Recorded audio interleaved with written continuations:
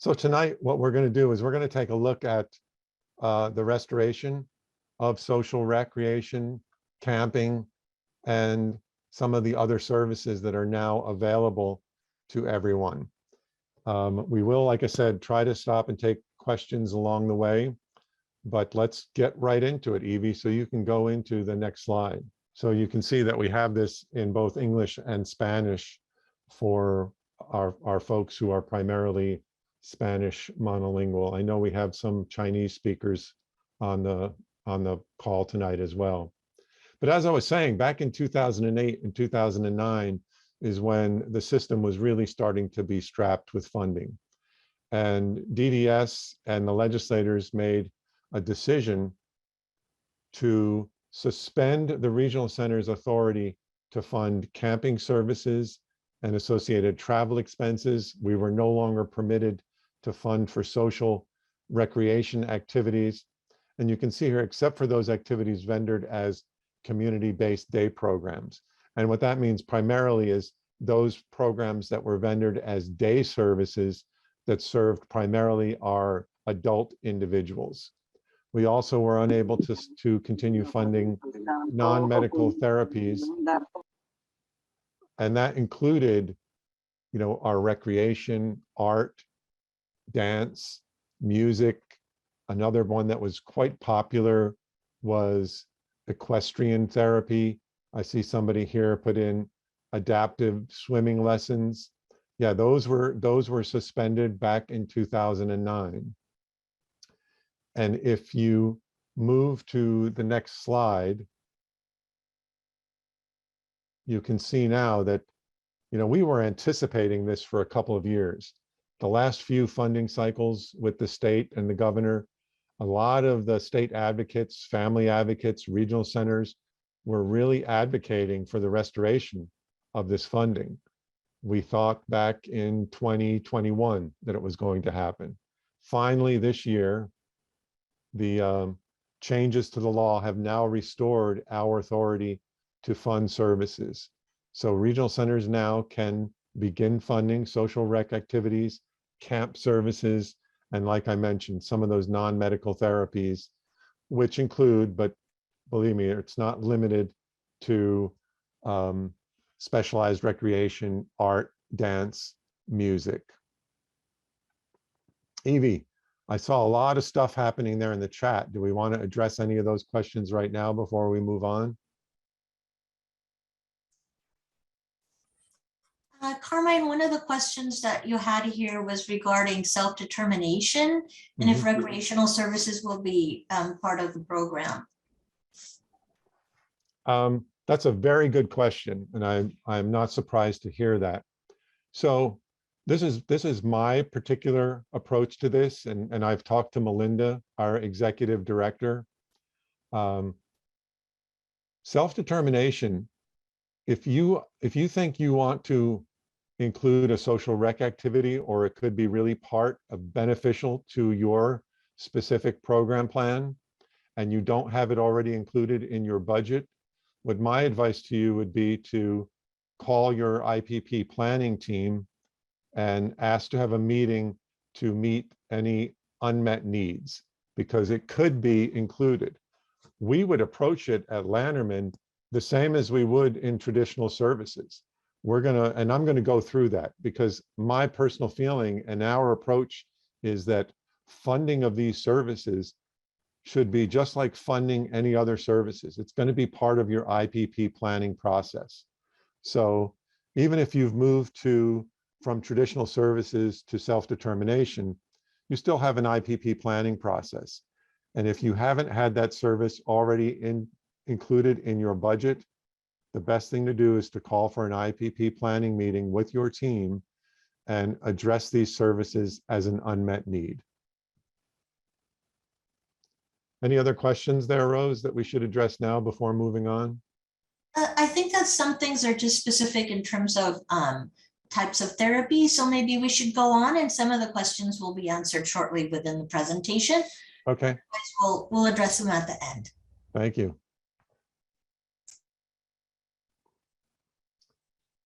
So you can see this slide kind of talks about what I just mentioned.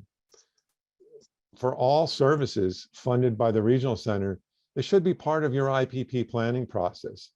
So the way we look at this is that any of these restored services need to be part of your IPP planning process. That means if you have an upcoming annual review or IPP planning meeting, be prepared to address this with your service coordinator and your IPP planning team. If you've already had an IPP planning meeting and you're not due for another one, remember, you always have the ability and the right to ask for an IPP meeting. Call your service coordinator. I'm going to address this later on in the presentation as well, but it always starts with talking to your service coordinator to discuss your need and to discuss your desire to have these services.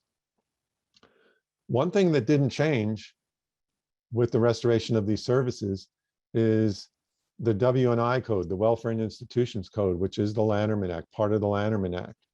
And we need to ensure that the IPP is centered on the individual and family. What does that mean?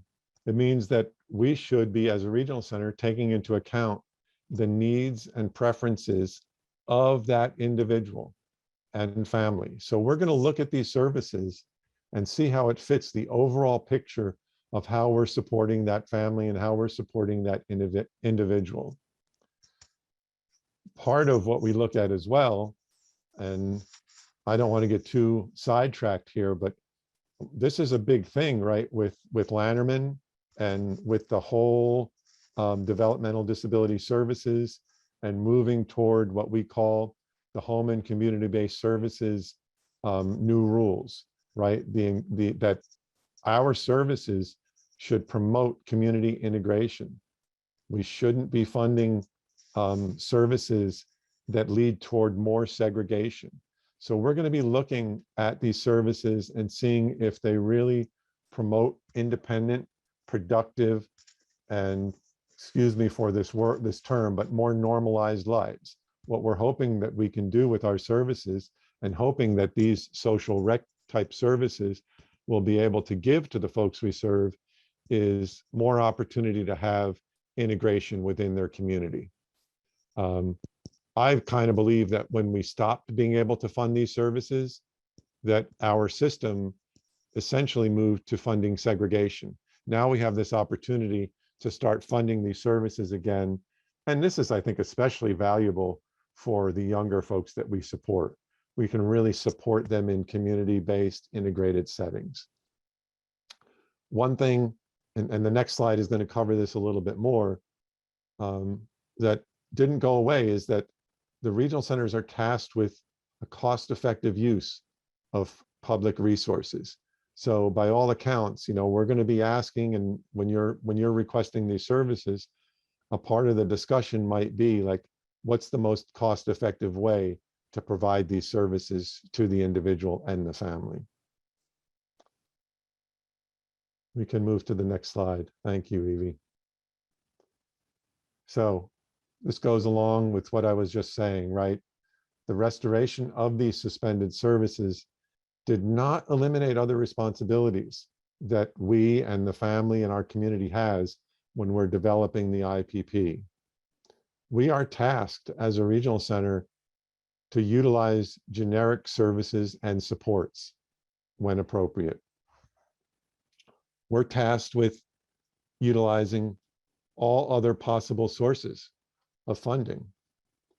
If you have a minor child, the regional centers need to consider the family's responsibility for providing similar services to a minor child without a disability.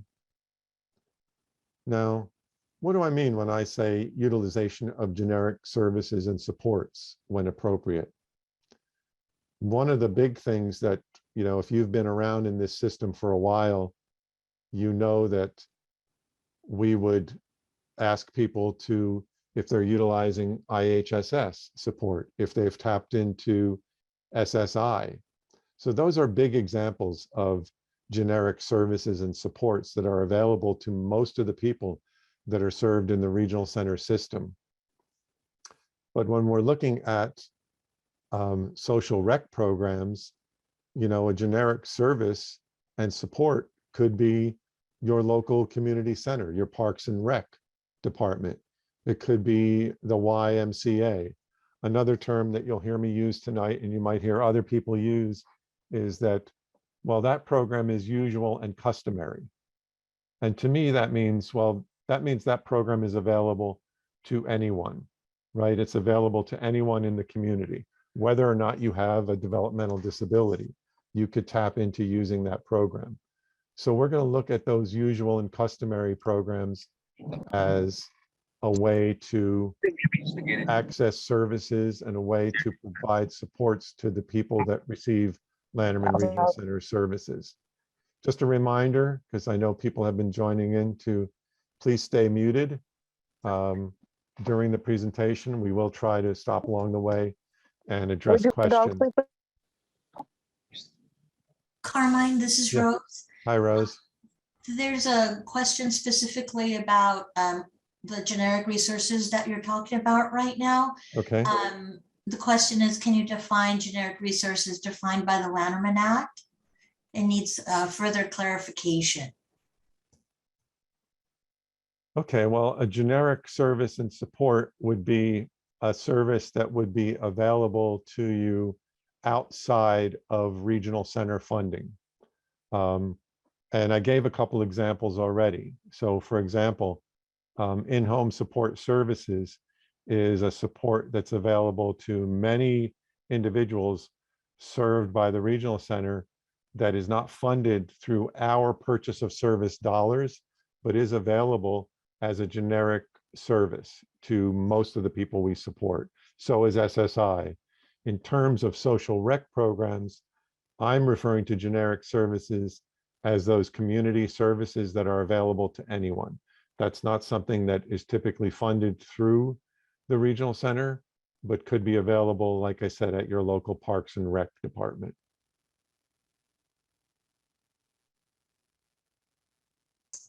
Other questions, Rose, that we should address right now?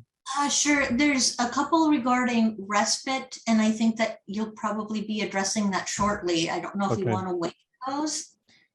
And then there's also a question here related to integrated programs. Will Lanterman pay for camps or social recreational programs that are integrated but have extra support for campers on the autism spectrum? Okay, Rose, let's not forget those questions. I think they might be addressed in upcoming slides.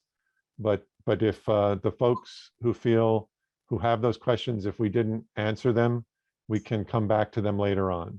Okay. Okay. I will address a question that I just saw pop up about, will regional center service coordinators be trained on this? I know for a fact that there's quite a few regional center staff participating tonight in this meeting. I also will be doing a presentation on Thursday for our client services division and our programs and services division. So yes, part of what we need to do is also prepare staff so that hopefully they're prepared to answer your questions. So what I'm looking at right now is part of our service standard. This is specifically regarding to children, to parents with a minor child. So, like I said, we didn't remove the responsibility that's in the Lanterman Act, and families are expected to provide for their child with a disability with the same social and recreational opportunities that they would provide for a child without a disability. And they would assume the ordinary associated costs of usual and customary programs. And I mentioned that we would be talking about usual and customary programs. So usual and customary programs are those programs that would be available to anyone in the community, like a YMCA program, like a YWCA program. Now, it doesn't mean that the regional center won't help with those costs and won't help with possibly providing support if your son or daughter could participate, but needs the support of a one-to-one aide in order to participate safely in that program. So that will be covered, I promise you. I think we can move on, Evie. So here we go. For children, the regional center may assist financially as an exception if it would cause an undue financial hardship. So again, this is all going to be individualized based, right? We're going to look at every single funding request on an individual basis. We often know that, you know, our service coordinators often know when a family's struggling. They know when from meeting with the family, if there's something going on, like an undue hardship due to possibly an unexpected medical expense because of an illness in the family, maybe something employment related or financial related. So in those cases, we will look at those families individually and determine whether we might need to fund additional, even if it is a usual and customary program. We may look at determining whether participation in that social, leisure, or rec program may also be a way to meet a family's need for respite. I know back when I was providing programs, and back in the early 2000s, we would fund some of these programs like music lessons or art lessons as a way for a family to have a break from the care of that child. And in those cases, you know, that service may be a way to meet that family's need for respite. We're going to review the purchase of both respite, social, leisure, and recreation services and make individual adjustments to services as agreed to by the family. So I'm going to keep going back to the fact that these services need to be a discussion at the IPP planning meeting, and that we're going to look at all of these cases on an individualized basis. Somebody just said Lanterman Regional Center already does this, by the way. I think we do, because even though we're finally have our service standard board approved, and we're rolling it out now to the community, we've already been taking these requests. And just a little sidebar, every Wednesday morning, I meet with all of the regional managers and the assistant directors and an extended group that we call the funding committee. We have been already examining these requests, these types of requests at the funding committee and approving services for family. So the fact that we're having this meeting tonight hasn't stopped us from funding these services prior to having this public meeting. Carmine, do you want to address some of the previous questions that were related to respite, or should we leave those? Yeah, I can't read them and present at the same time, Rose. So if there's some that you think are applicable, let's address them. Yeah. Okay, there's one from the previous slides that said, does this translate into less hours of respite when requesting recreational services? Again, I'm gonna need to say that we're gonna look at everything on an individualized basis, but I would like to say no, it would not, because let's remember that respite is a specific service, right? In the Lanterman Act. Respite, what does respite mean? Respite is a break from the care and needs of your minor son or daughter or your adult son or daughter if they're still living in the family home. So respite is a unique service. I don't know how in the weeds I want to go, because sometimes here at Lanterman, we also use respite in lieu of other services. So sometimes that gets confusing for people. And I'm mentioning this now and hoping that I don't confuse people, but at Lanterman Regional Center, we often use respite in lieu of, for example, extended day services for after school care, or sometimes we use it even for personal assistance hours, sometimes for adults. So we may have families that are receiving, 200 hours a month of respite in lieu of extended day services. But what I need to point out to people is that's not your respite service, right? Your respite service is the hours that you're given primarily to have a break from those care needs. So if we're funding 200 hours of extended day services and you're going to start using a social rec program for part of those hours that would be during the same time you're receiving those extended day service hours, well, that's where we're going to look and make individual adjustments as agreed to by the family. But again, I don't want to complicate it or confuse people too much. Those are going to be individualized conversations. Did I address that question, Rose? I think so. There's also a couple questions about social rec services for adults. So we might want to wait for those till we get to the next slide. Okay. So honestly, our standard for adults isn't a whole lot different than it is for children. This is for adults who are living in the family home. So adults who are living in the family home, even though, they are now over the age of 18, if they're living with their parents or living with a guardian or conservator, in many cases, that adult parent or conservator is still having a lot of responsibility for that adult child. So we're going to look at the whole picture again, and we're going to assist financially for families in which this would cause an undue hardship. Again, that's going to be individualized and based on the specific needs of that individual and that family.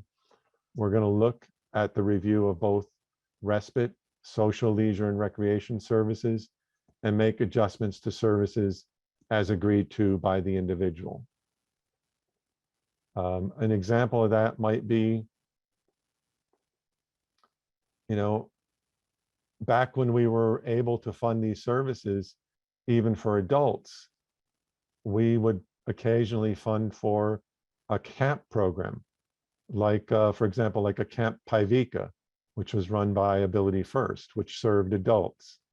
And it was an overnight camping program. Well, if we were funding for a couple of weeks of that overnight camping program, which we could do now under these restored services, we might need to look at that, what those other services that we're funding for that family, and make adjustments, because they won't need all those services during that month or that period when their adult son or daughter is at that camp.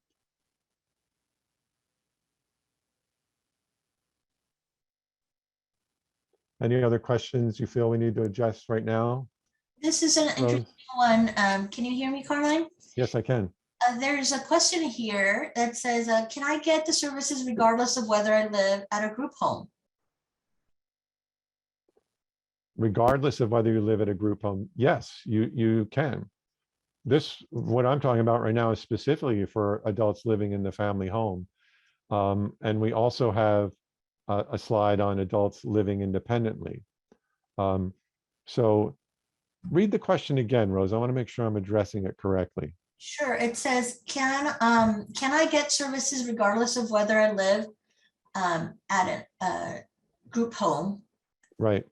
Okay. And So right underneath there, there's a question about if you're receiving SLS and ILS. So there's other services in place. right. So if you're living in a licensed home, part of our service standard would say that, that provider that we're providing, funding for should help meet some of your recreational needs. But again, if you're living in a licensed home, it doesn't preclude us from looking at your individual needs and your desires and how that fits into your program plan and funding additional support so that you could attend a social rec or a camp program that's meaningful to you. And remember, it's going to help you meet some of the goals in your IPP. You can see the theme here, right? I'm going to constantly bring this back to that individual planning program. Carmine, there's one more question that I just wanted to throw in here. It says, Okay. Is it usual and customary to require a spending plan to pay for generic resources cannot meet deaf-blind needs? Is deaf-blind an exception? Well, I need that question again, Rose. I'm sorry. Sure. Is it usual and customary to require spending plan to pay for where generic resources cannot meet deaf-blind needs? Is deaf-blind an exception? Mm-hmm. Based on that question, I would say, yes, I would need to consider those unique circumstances. And if providing that service for that individual who is deaf and blind meant that we needed to fund above the cost of funding for somebody who is typically developing, then we would consider that funding. Now, they mentioned spending plan, so I'm not sure if they're referring to being in self-determination program, because a spending plan that would be developed for self-determination would include the funding in their spending plan for those services. The question would be whether the regional center would provide additional funds in their approved budget to fund those services. Based on that question, I would say, we would look at that individually, and there's a good chance that we would say, yes, based on that individual's needs, this warrants us making an exception to fund for those costs so that they could participate in that program. And we would then add those funds to the budget, specifically in self-determination, and then it would be designated in a certain specific part of their spending plan. And Carmine, there's a question related to services for adults. Can adults receive overnight camp funding? At this point, my particular take on that is yes. I mean, this restoration of these restored funding means that we could consider funding for a camp program. I know that a lot of the camp programs that we have historically funded in the regional center system are segregated camps. That's where the question will really, will really come into play, because there's a move, not just at Lanterman Regional Center, not just in California, but nationwide, because of the federal funding that's coming through the Center for Medicaid Waiver Services to move away from those segregated settings. But I know there's also integrated camps that will accept people with developmental disabilities. And in those cases, based on this restoration of these services, we would certainly consider funding for a camp program.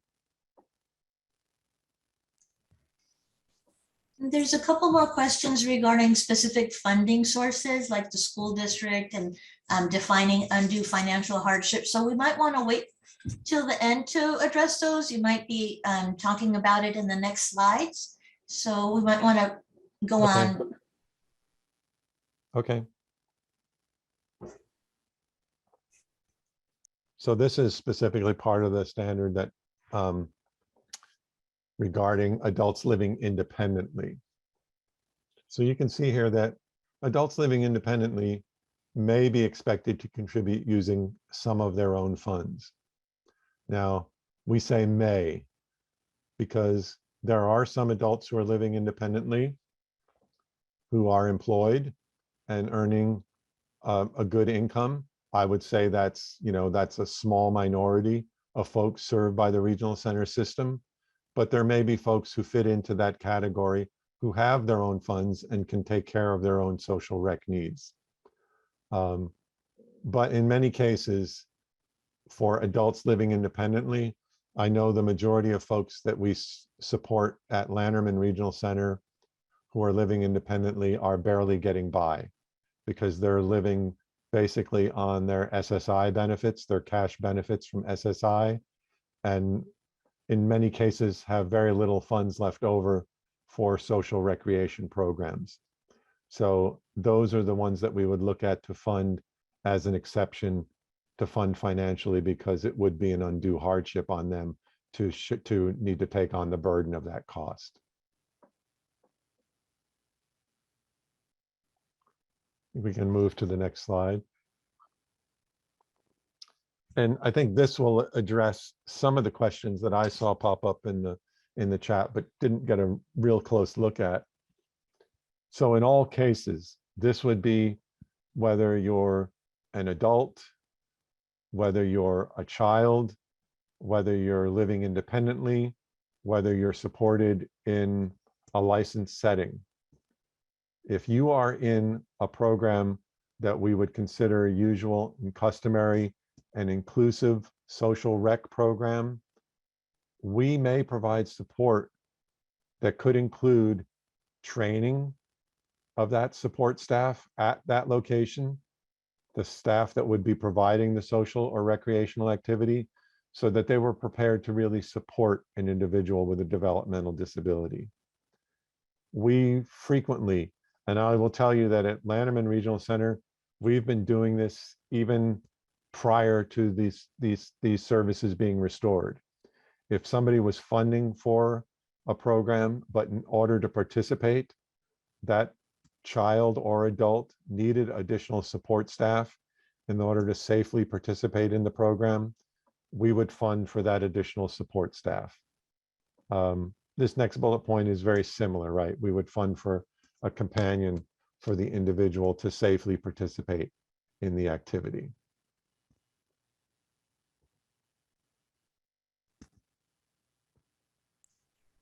So Carmine, there's a question here regarding the one-to-one. I think that you addressed it, but just in case, let me read it. Okay. So the question is, the parent pays for the recreational class or camp, but a one-to-one will be approved for the child to be integrated into the community. Is that correct? Yes, generally speaking, that is correct. Why do I say generally speaking? Because I want to keep stressing the fact that this is an individualized service, right? It's part of the IPP planning process. But that scenario that was described, Rose, would most likely receive funding from the regional center. Since I've been at Lanterman, and I failed to even say this when I started, Evie, Rose, you let me start without even like introducing myself. See how I'm, no, it's not like it's your responsibility. Like I shouldn't take that responsibility on myself. So I will tell you that in the 2 years that I have been at Lanterman Regional Center, we haven't I can't remember a case where we've denied funding for support staff to support somebody at a program when the parents were funding for the cost of the program.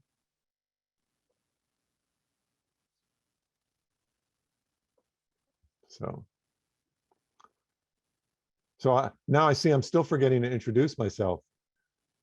So for those of you who don't know me, now that I'm halfway through our time together, I'm Carmine Manicone. I'm the Associate Director of Client and Family Services at Lanterman Regional Center. And my entire time at the Regional Center has been during the pandemic. As a matter of fact, I started March 17th of 2020, the week that Melinda and the exec team made the decision to have people start working remotely. So privately, Melinda will joke with me and tell me that I brought the pandemic to Lanterman Regional Center. I don't think that's really true, but it's been an interesting time to be working at a regional center and only being able to connect to the community and even a lot of our staff via these little screens that we're on right now. So a little late, but better late than never. We're lucky to have you, Carmine. Oh, Rose, thank you. One quick question here regarding the aid or additional staff, support staff. The question is it one or the other? If the child needs additional support to access a program, will our regional center then fund both the camp and the aid? I kind of expected this kind of question to come up, and it makes sense. And I can see why families would be interested in knowing this. But again, remember all the things that we just reviewed in these slides, that we are responsible for determining the most cost-effective way to provide the services, that we're going to look at people's individual financial considerations and determine whether it's going to be a financial hardship for the family. So in some cases, we may determine that the best thing for that person we're supporting at the center, that the best thing that we can do is fund for the program and fund for the individual aid to support that person. But there may be other families where they are financially well off. It's a usual and customary program, and we would expect the family to pay for that usual and customary program while the regional center pays for the support aid. So again, it's going to be based on an individualized planning meeting, and we're going to look at the unique circumstances of that individual and that family. I'm betting that there's a question somewhere in the chat, Rose, and correct me if I'm wrong, about how we're going to determine financial need. Yeah, I think we had mentioned that a little bit earlier, but we had left it till the end, unless you want to address it now. Well, I brought it up, so let's address it now. You know, I find Lanterman to be pretty unique because we've never really asked families to really send us their tax statements to support the need for a financial hardship. In some cases, when you're funding, for example, and this is primarily for our younger kiddos and our early start families, where you're funding therapy services and families need to fund co-pays. And there's the bit in the regs that basically say if a family is below 400% of the federal poverty level, then the regional centers can pay for those co-pays. So that's sort of our standard, but we also rely on families for self-attestation. That's a fancy word, right? Attestation. But basically, we're going to ask families to have a conversation with their service coordinators and present their financial need to the service coordinator. In many cases, we're going to rely on the service coordinators who are getting to know those families. And it's been harder during the pandemic, right? Because we haven't been in families' homes. We don't get to see those situations that families are really living in. So it's a little bit challenging, but I'm hoping that we won't need to be that intrusive and really ask families to send us their tax statements, that we'll rely on the families giving us correct information, and we'll rely on service standards to report back to their regional managers and to the funding team at Lanterman to help us in making those decisions. Carmine, one more question about support staff, and then we'll move forward. Okay. Can I use an ABA therapist for one-to-one support for camp or recreational activity? That's again one that I can't just answer a blanket statement of yes or no, because there's so many different factors that might come into play. Not the least of which is whether that program, depending on the program, would accept the liability of that other professional providing services at their site. So that's getting into the weeds a little bit, but sometimes what happens is, programs, depending on the program, may have insurance restrictions on who could be at their site and providing services. But an ABA provider, depending on where it's funding, may also be we may already be funding right through our purchase of service dollars for that ABA provider, or that family may be getting that service funded through their insurance. So we would certainly want to have that discussion again at the IPP planning meeting and see if that would be a possibility, if that child needed those ABA services, and we could find a way to support the program into allowing that ABA provider at their site to provide supports. I think it would be a worthwhile conversation to have. Moving on, and then we'll try to address questions. So how do you, as a parent, request these services? Or how do you, as an individual, if you're an adult? Look where I'm back to. The restored services should be discussed as part of the IPP planning process and implemented to meet the needs of the individual served. So I'm going to ask you to start by talking with your service coordinator about your current circumstances. And someone asked earlier, well, with the service coordinators, will your staff be prepared? So I hope the staff that are here tonight will know that they need to be prepared to start handling those calls from families.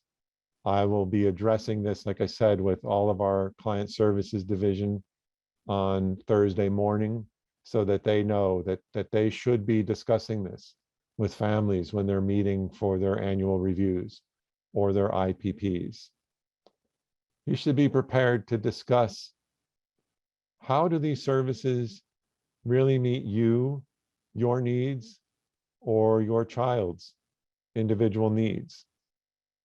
I think what we're seeing, and I'm so glad that DDS and the state decided to restore these services, because with self-determination, with participant-directed services, with restoring these kind of social rec services, it gives the regional centers more opportunity to be individualized. It gives us more opportunity to find a way to meet needs that were outside of our, for years, traditional services. So, those music lessons or those horseback riding lessons may be a really unique way to meet your child's individualized needs better than one of our traditional funded services through our POS dollars. So my opinion is, yes, we need to look at those requested services and really see how they're going to meet your child's individualized needs. Does the service help achieve a desired outcome in the IPP? And that's going to be individualized. We touched on this earlier, that we're going to look at the totality of services that we're funding. We may discuss all the other services that are currently being funded to support you or your child. This doesn't happen often, but it does happen, where how many hours are there in a month? And the most hours there can be in a 31-day month are 744 hours. Well, sometimes, we're going to have requests where, depending on the specific amount of services that are being requested, there's not enough hours in the day to provide all those services. We also need to look at, how much are we programming a young child? So we're going to look at all of those services and need to have some frank conversations to see what's currently being funded, how these social rec services really fit in to meet the needs, the individualized needs of your son or your daughter, and see the best way that we can fund it. Lastly, we're going to see how these requested services increase participation in the community. getting back to that HCBS, rule about providing services in integrated settings. We're gonna really strive to help you find services that could meet those needs in integrated settings. I come from a background, like I said, where I was providing camp and after school programs and integrated programs for children and teens that integrated, teens with and without disabilities. And I feel that there was a lot of benefit for those children because they got to integrate with typically developing kids and see those kind of models. So I personally find that there's a lot of value in those usual and customary programs and helping our families have access to those kind of integrated settings. People are asking how we can find music, swimming, or equine programs. I don't know, Evie, do you want to move to the next slide? And I think maybe you have a little demonstration that you can show folks on how they can find some services. This is not everything that's available, but it's a way to find some services. Yes.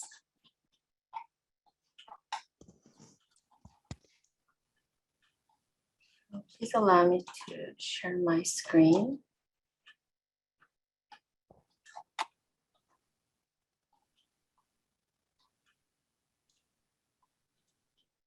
So if you guys went to, can you guys hear me? I Yes. can hear you. I lost my screen. Okay, so if you've been to our website, lanterman.org, this is where we hold a lot of information, including this one. So if you go down to the info and resources, right here, we have social rec, camp and other services tab. We currently have English and Spanish available. And this page has the links to some of the resources. And we're still working on it. This is, hopefully we're gonna add more stuff as we go along, find more resources. I'm expecting we will, because we just started resuming the service, social rec services. So hopefully we're gonna add on to this list. It's going to be longer. Evie, can you put the links onto the chat as well? Of course, I was about to, I'm copying it.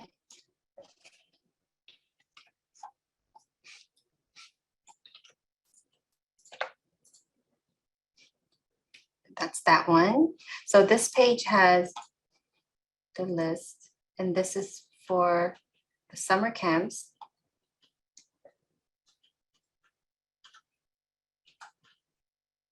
So I think these are a mixture of generic resources and vendors. Some of them are our vendor, and I can't promise all of them will be. So, and maybe Carmine, we could, you could explain what we do with some services that's provided by non-vendors later.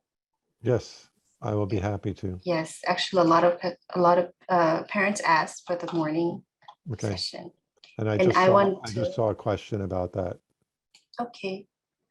So do you want to add anything to it before I was going to show where the network of care is? Why don't you show where the network of care is, and then I'll address those questions. Evie. Okay. So the easy way to find the network of care is go into our main page. You go down a little and click on this little flower. That's our network of care. So this is a very, very useful tool for both parents, provider, service coordinators.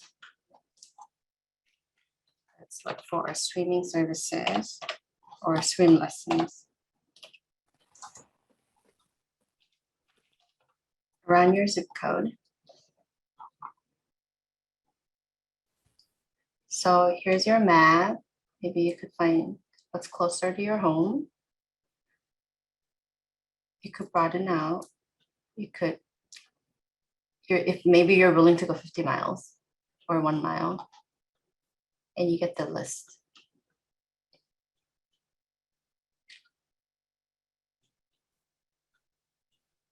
So you could search for what you're interested in and get the list.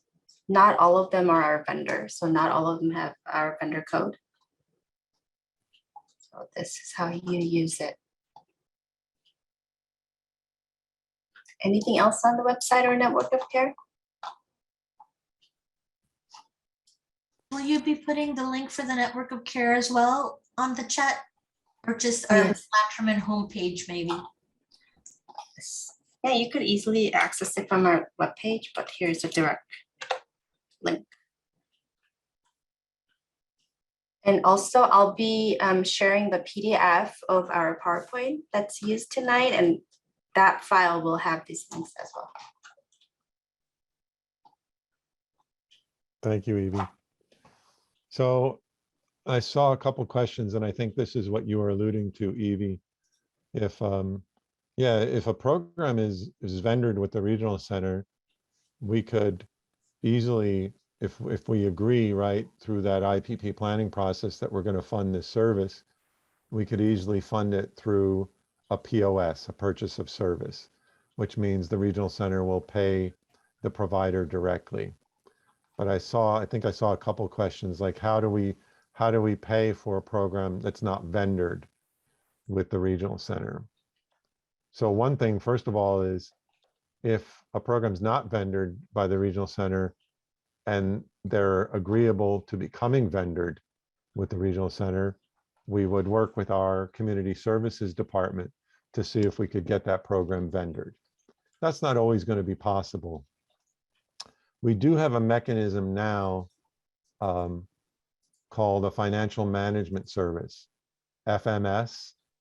So in many cases, if we agree to funding, we would be able to reimburse families through the financial management service, through the FMS. This is a system, the FMSs are integral part of self-determination program. They're an integral part to participant-directed services. And in some cases, some of the services that we're discussing right now might fall into, you know, a participant-directed service. So we could do it under participant-directed services, like if it ends up being a service that could be in lieu of daycare, for example, or for personal assistance. But in many of these cases, we're just going to be funding it as social recreation. It would mean that we would be reimbursing families through an FMS agency. Carmine, there's two questions, it looks like, from service providers asking about if there will be an RFP posted for new programs to get vendored, and if there will be a workshop for vendors or non-vendors about this. You know, I will bring that question to Pablo and Melinda. I know that last week, Pablo Ibanez is our director of community services, and he did a presentation that was specifically geared toward providers who might be interested in, you know, getting a vendorship activated to provide social rec programs. So we have honestly not discussed doing an RFP, but part of our outreach has been to that provider community to let them know that if they're interested, they should contact Pablo and community services and start working on the vendor application process. But, you know, did that question come up this morning, Rose? No, I didn't, but it's a great question. I think it's a Definitely very, follow up. I don't know who asked that question, but it's a good question and maybe one that we need to consider doing so that we can, you know, attract more vendors. We certainly, it's not like we have funding. We have funding to fund the services, right? But we don't have funding to develop programs at this point. So any RFP would not come with any kind of, you know, money incentive for the vendor to develop the program. It would just be that they would be developing the program because then they have an opportunity to attract more individuals and get more individuals served at the regional center. But a very good question. Thank you, whoever asked that question. Patty Leva and Kimberly Bermudez, and we'll make sure to follow up with them directly. Okay. Carmine, there's another question here about an individual living in a family home agency. Will they Okay. also be considered? Yes. Yes, they would be considered as well. And we don't have that many folks at Lanterman being served by family home agencies. But again, we would certainly consider that they also have a need for social recreation programming and to be integrated into the community.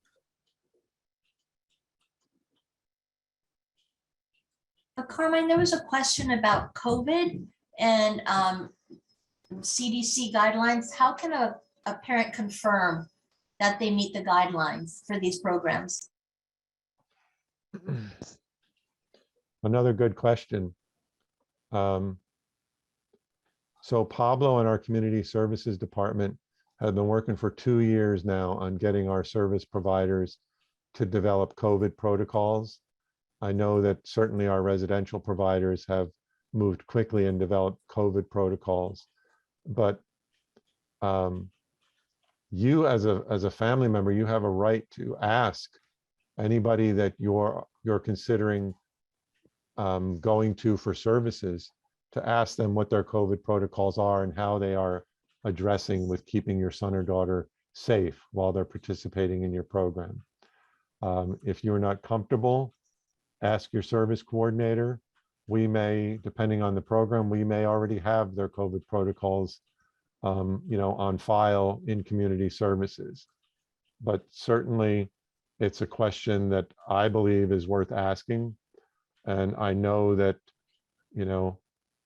people have a multitude of feelings about it, right? I don't want my son or daughter needing to wear a mask when they're at program, or just the opposite. I believe that everybody should be wearing a mask when they're at those programs. So we have been asking our service providers to follow CDC guidelines. A lot of our vendored programs also need to follow the guidance of community care licensing. So it can be a complicated question because sometimes those protocols might conflict with each other. So in those cases, I'm always asking our community services department, which guidelines do we follow? So hopefully we can direct you to the people that you need to get those answers.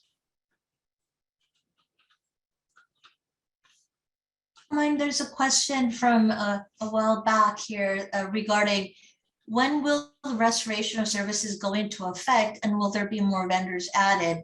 It is in effect already, correct? It is in effect, and just a little bit of the process for us here at Lanterman. So what I'm talking about tonight, our service standard at Lanterman Regional Center has been approved by our board of directors at this point. We started in the fall with revising our service standard. We have a system here at Lanterman where all of our service standards go to our programs and services committee for review. So it went to our programs and services committee. They had some suggestions. We revised our service standard. I brought it to our client advisory committee for their input, brought it to our regional managers for their input. And we made some revisions along the way, brought it back to our programs and services committee. They recommended it go to the board for approval. It went to the board and the board approved it at the January meeting. Right now, the service standard at Lanterman is at DDS. So we don't have DDS approval yet on our service standard. Does that mean that we're not going to fund services or consider requests until we have DDS approval? No, we're considering requests right now. It's in effect right now. It's in regs. It was passed by the state legislators and DDS, and we have the authority to fund those services. We're gonna operate based on the guidelines that I presented to you this evening when we consider those funding decisions. And hopefully DDS will say, yes, Lanterman Regional Center, your service standards have been approved. But we can consider requests now and wait for DDS approval, because that's just, we can't wait, right? It's the way the process needs to work right now.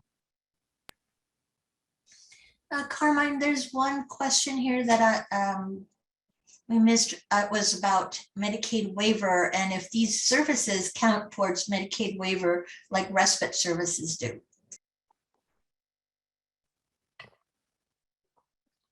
Wow, you're really testing my knowledge of Medicaid waiver services. I honestly need to do a little inquiry about that. I believe that depending on how the funding is set up, that some of these services would be reimbursed Medicaid waiver services. But I will check into that, Rose. But I would tell people that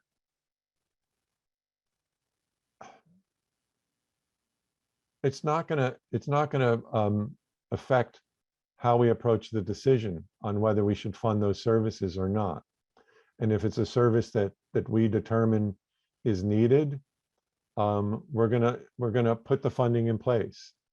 Not every service that we fund through regional center dollars is Medicaid waiver reimbursable.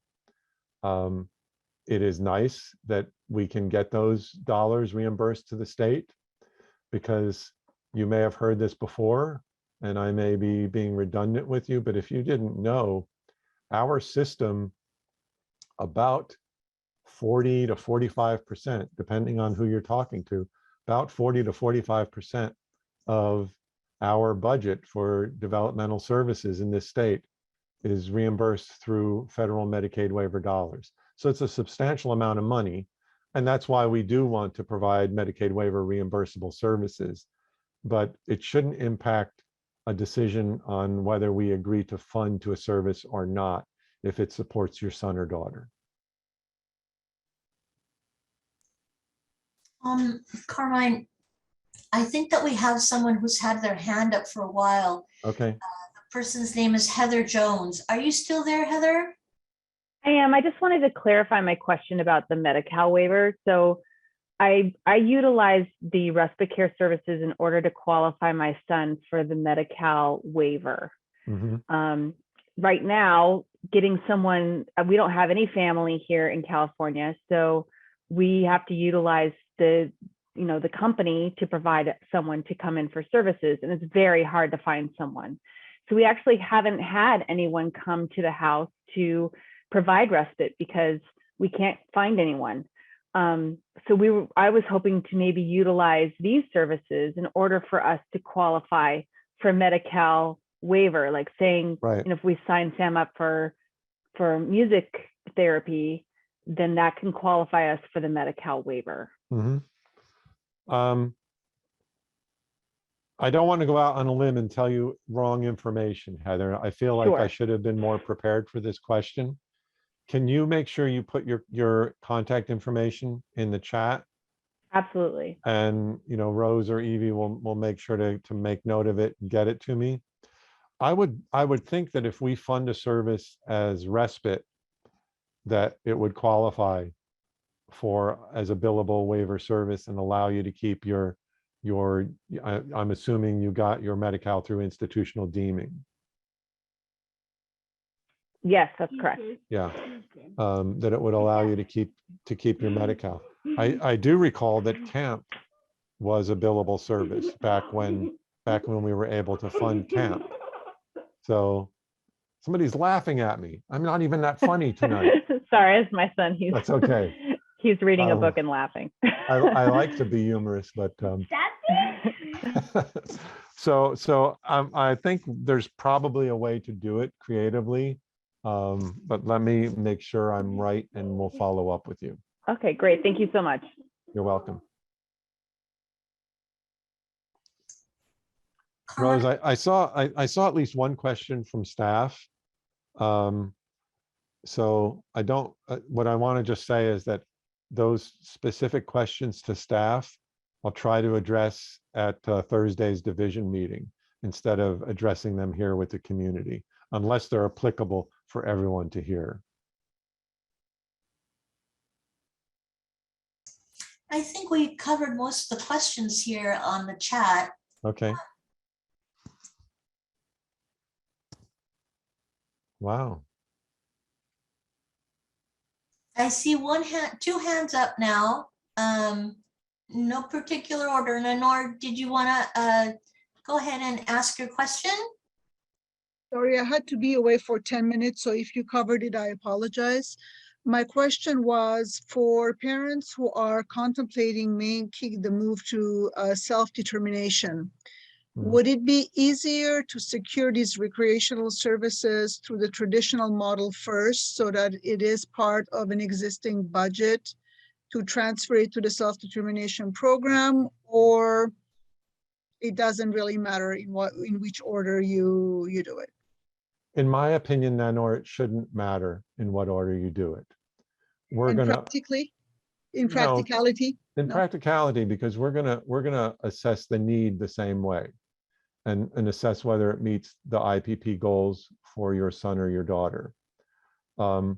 Ideally, if you haven't moved to self-determination and you want the service, ask for it now. Then it's already part of your budget.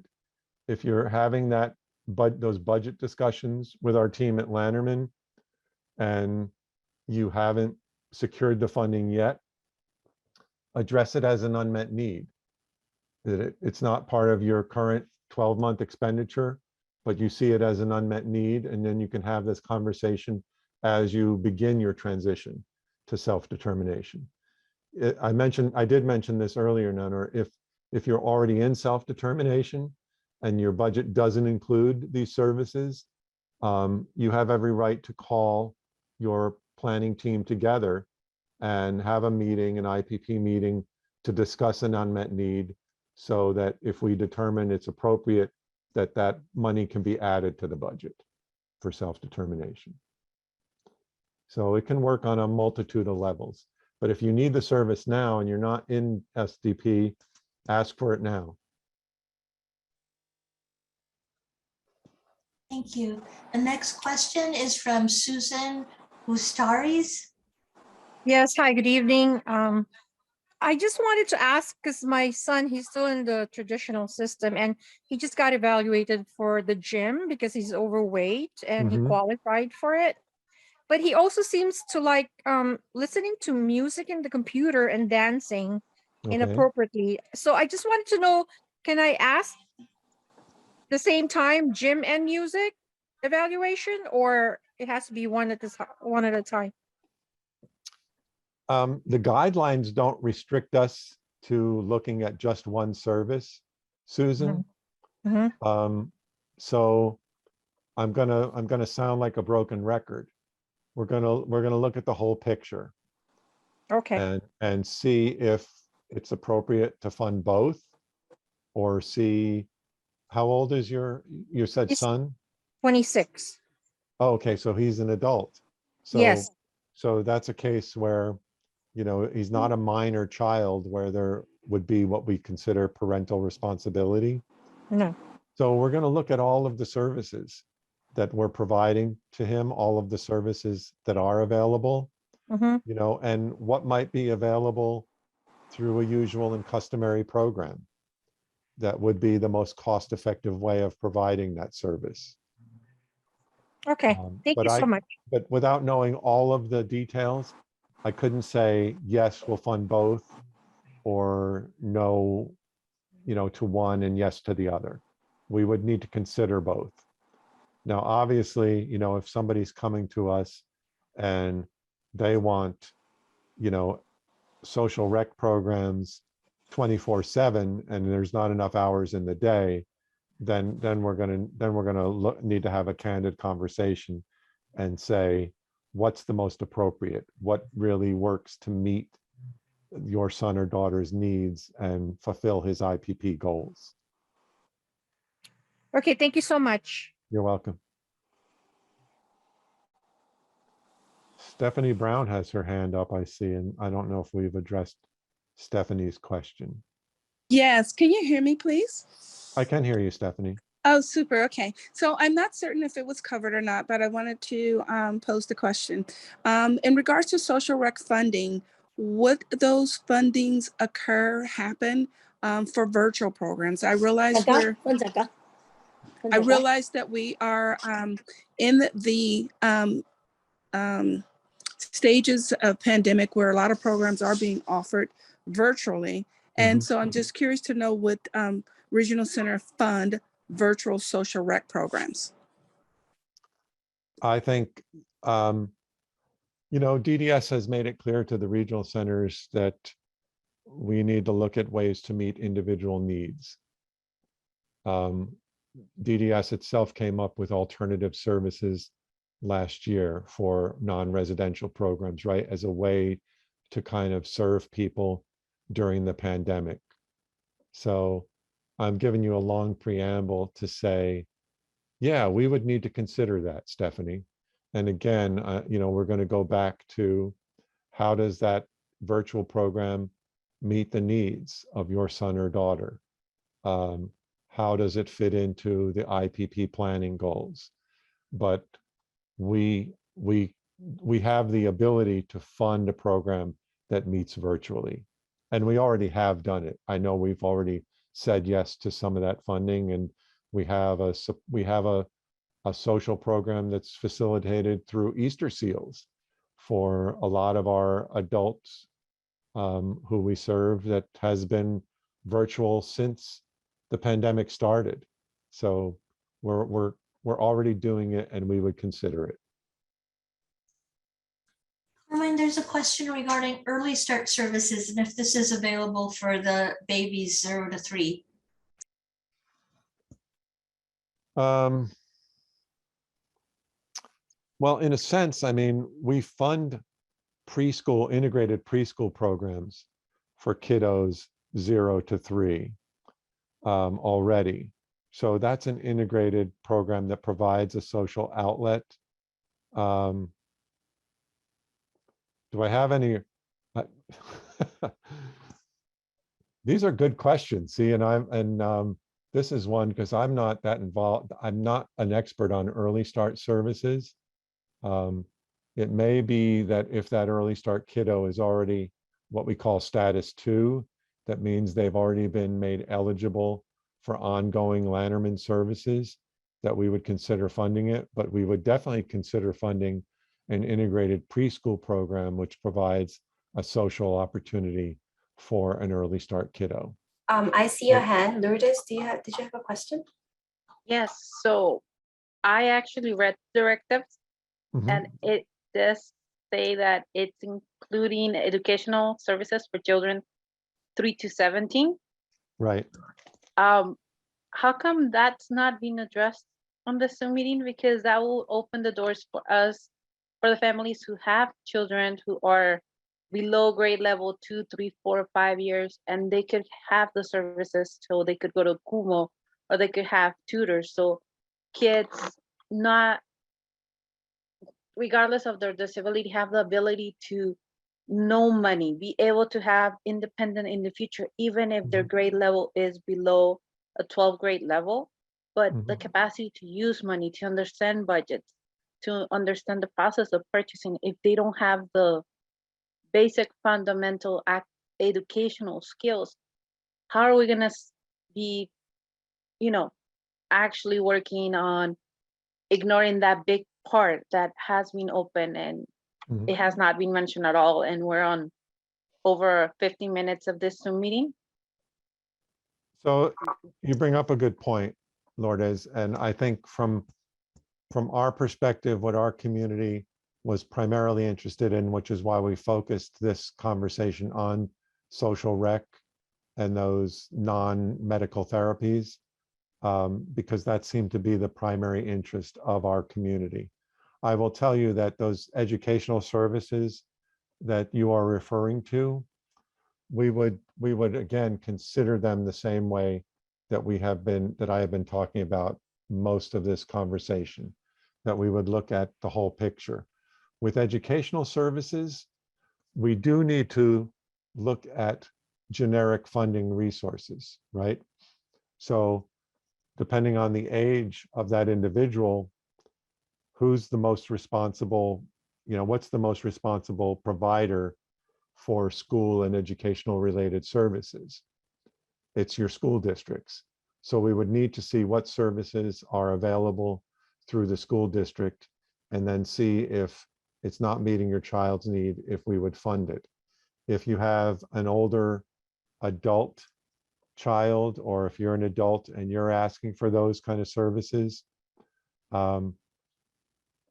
we would be looking at, well, what services are available through that college or that program through the disability, the student's disability center, that depending on the college or the campus, they call it something different.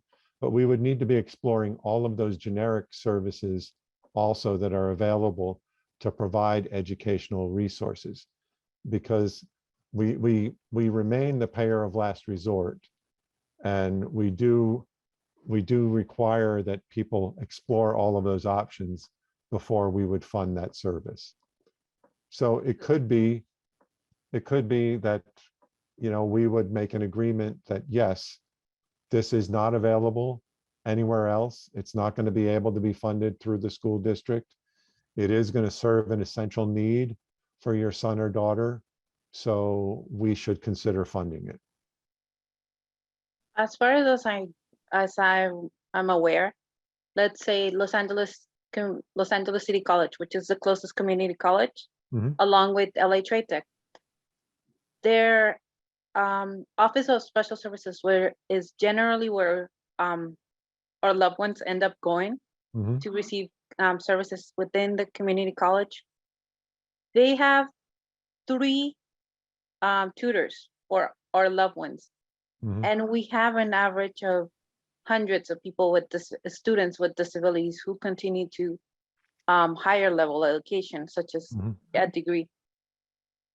What is it that you're like, how can we prove that? Like, yes, they have community college classes for basic math, but then they have tutors. Yes, and in paper, community colleges have tutors. The reality is, as I said, there are hundreds to 3 tutors. How do we get those services? Like, what do you need from the community college saying that they cannot meet the student's time frame because of the conflict of schedule?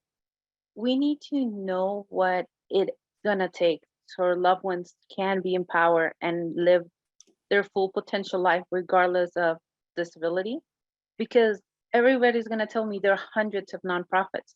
But you take our children to nonprofits so they could do 100 hours of their first internship. Oh, the behaviors of your children are not something we could handle. Yes, in paper, my child qualified, was eligible, and went through it.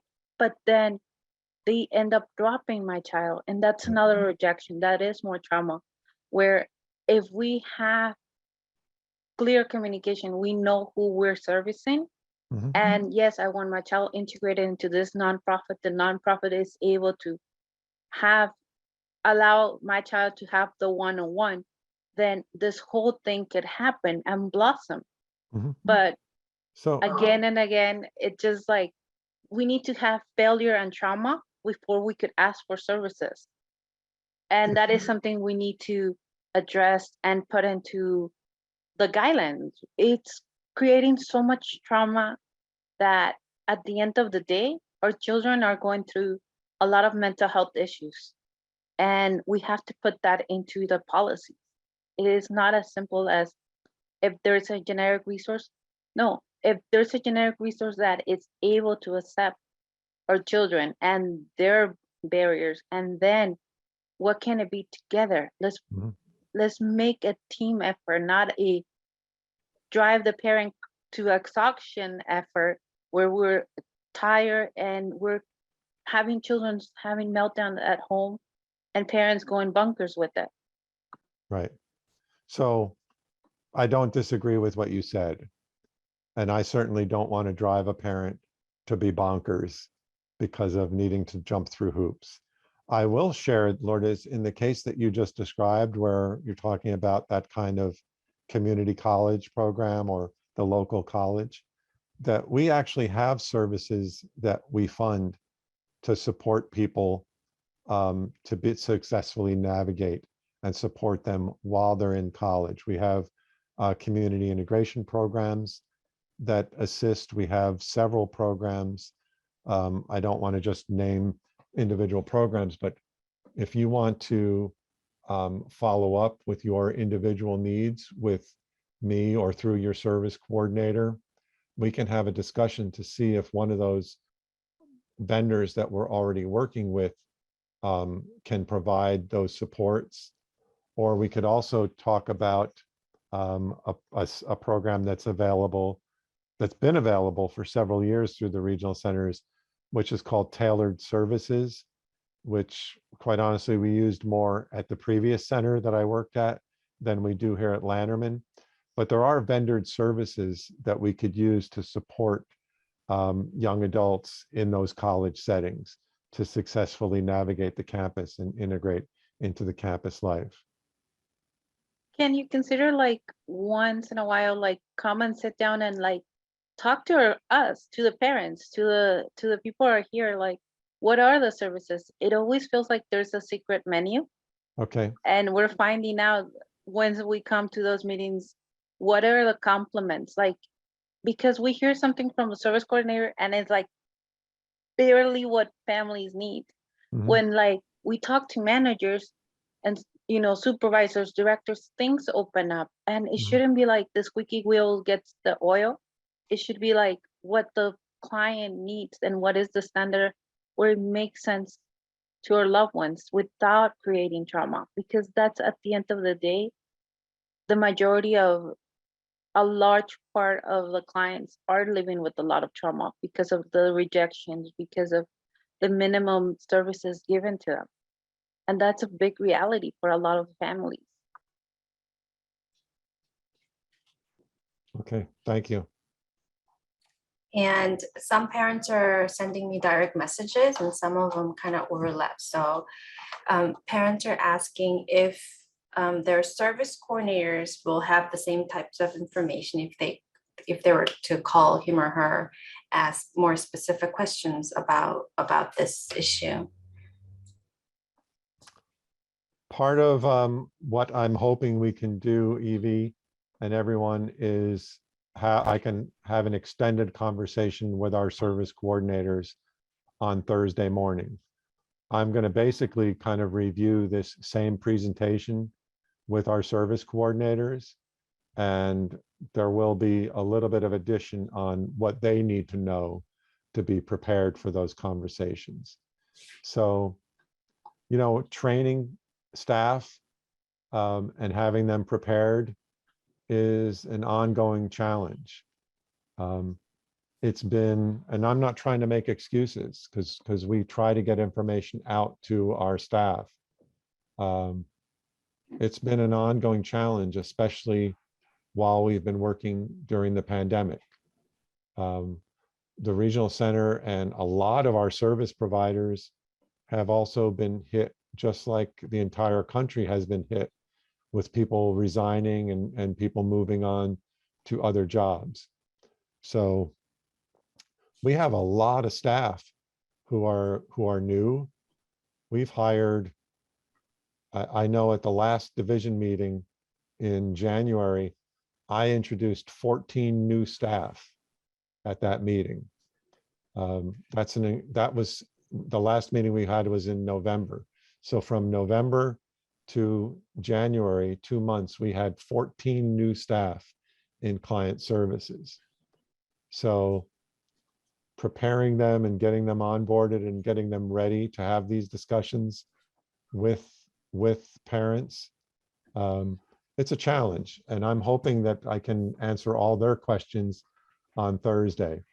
Some of the folks we work with, the service coordinators, are very savvy, they're very knowledgeable, they're very experienced, and some are not. That's the unfortunate dichotomy that we're working in right now.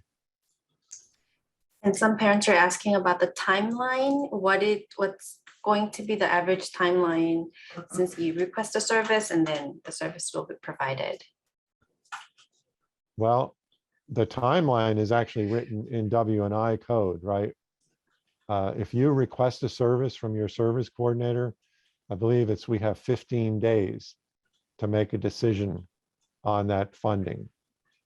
We may need more information. We may need to gather more information to make a really prepared decision. If we do, we should be going back to you and asking you and telling you that we need more time. Can you provide X, Y, Z? Can you provide your school schedule? But realistically, we're supposed to be making a decision in 15 days. Carmine, there's a couple questions about the recording. And we will be posting this session, the recorded session, on our website. It should be there by tomorrow. And we'll be sending also a copy of the PowerPoint via email to all the participants. And I just wanted to mention that it's already past our 6 o'clock meeting time. So Carmine, I don't know if you want to take one last question. There's 3 people that have their hand up. We could maybe take one more and then we'll have to see what we can do. Now you're going to make me choose between those 3 people to take one question. Amelia had the hands up. How first, bad I would it be think. okay, let's Hello, let's take everybody. Amelia's question. Thank you. Hi. It's not a question as much as it's kind of suggestion maybe. As everybody knows, the staffing is really, really bad right now. And one of the reasons that they are really underpaid for the way of work. And I don't know who is funding them, who makes their hourly pay to be more than they are getting now, because right now they're getting around $16, which is basically minimum. Wow. And in this field, in this kind of field, I see so many staff that come and we just take them out because they don't want to work. They're lazy, they don't want to do anything. And I don't know if it's the money issue that they are underpaid or what it is. And is it DDS that can maybe come up with more money for this kind of field? It's just, I'm thinking loud, basically, how we can resolve the staffing issue, because it's basically disaster. Yeah. Well, I'm not going to disagree with you, Amelia. It's been an ongoing issue for a number of years. The regional centers have been severely underfunded for service coordinators. Most regional centers are working with caseload ratios of 90 or above in some cases at some regional centers. We're supposed to be by federal, you've heard me mention the Center for Medicaid Waiver Services, by federal guidelines, we're supposed to be working with caseloads of 60-1. And we're, at 90-1 for a lot of our in-home cases. So just managing that type of caseload is difficult. We have been promised this year that funding will finally be coming in the new fiscal year in July of 2022. So we're hopeful that this year we'll be able to hire a lot of new service coordinators and have lower caseloads, which will mean that people would theoretically be able to get better service, right? The challenge will be that we happen to be in a very dense area with 6 other regional centers in LA County, and we'll all be vying for those same staff to hire them. And then guess what else? Then we'll be needing to train all of these new staff and get them ready for all sorts of complicated, important questions. So it will be a challenge to just hire the right people and get them all trained.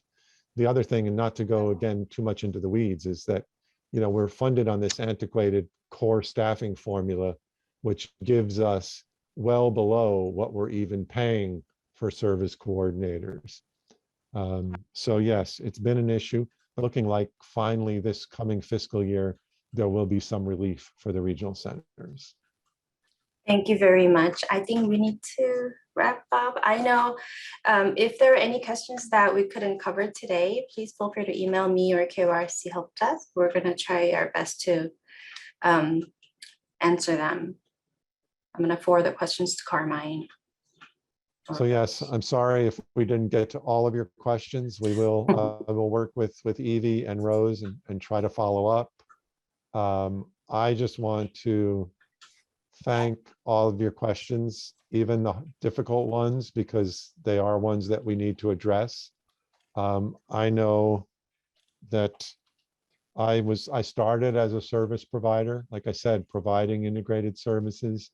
I've been working for 2 different regional centers for, over 20 years now, and working in the system over close to 30 years now.